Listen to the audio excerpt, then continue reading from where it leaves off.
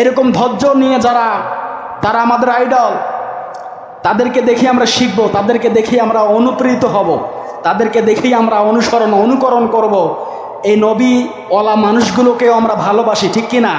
বাংলাদেশের জমিনে অনেক আলেম ওলামাগণ আছেন, তো আমরা তাদেরকে মানি, সম্মান করি, শ্রদ্ধা করি। সম্মানিত হাজিরিন, বিশেষ করে খুব দুঃখ লাগে একটাই, যে বাংলাদেশ পৃথিবীর ভিতরে একটা দ্বিতীয় বৃহত্তম মুসলিম রাষ্ট্র, যেখানে মুসলমানের সংখ্যা সব থেকে বেশি, সব থেকে 100% মুসলমান বসবাস করে সৌদি আরবে। কোথায় বলেন? মনে রাখবেন, এটা একটা সাধারণ হিসাব। পৃথিবীতে 228টা রাষ্ট্র, তার ভিতরে সব থেকে মুসলিম কোনটা, কোন দেশে বেশি বসবাস করে? নাম আসবে সৌদি আরবের। কারণ সৌদি আরবে কোনো বেদিন, খ্রিস্টান, ইহুদিরা বসবাস করতে পারে না। আর তার ভিতরে দ্বিতীয় নাম্বারে যদি কোনো মুসলমান কোনো দেশের মধ্যে বসবাস করে, পৃথিবীর দ্বিতীয় বৃহত্তম মুসলমান বসবাস করে আমাদের বাংলাদেশে, এই ছোট্ট একটা দেশে। কারণ এখানে প্রায় 90 থেকে 96% মুসলমান বসবাস করে, যেটা অন্য অন্য দেশে নাই। এই দেশেও আমাদের কোরআন চলে না, এটা আমাদের ব্যর্থতা।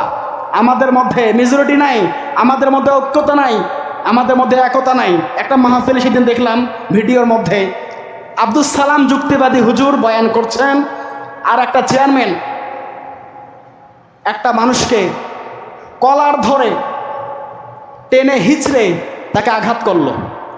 বক্তা, জনগণ খেপে গেছে, আর বক্তা বলছে, ভাই চুপ করেন, শান্ত হন, শান্ত হন। তা আমি মনে করি আমার মতো লোক যদি ওখানে বক্তব্য দিত, আগে বলতাম আগে পিটান, তারপর মাহফিল হবে। কথা বলেন ঠিক কিনা?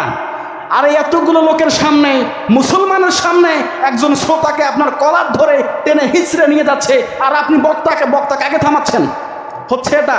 সাহস পায় কি করে? একটাকে পিটিয়ে হত্যা করে দেন, পরের দিন থেকে মাহফিলে দেখবেন ভাইরাল হয়ে গেছে ওটা, যে মাহফিলে বাধা সৃষ্টি করেছিল, ওকে পিটিয়ে হত্যা করা হয়েছে।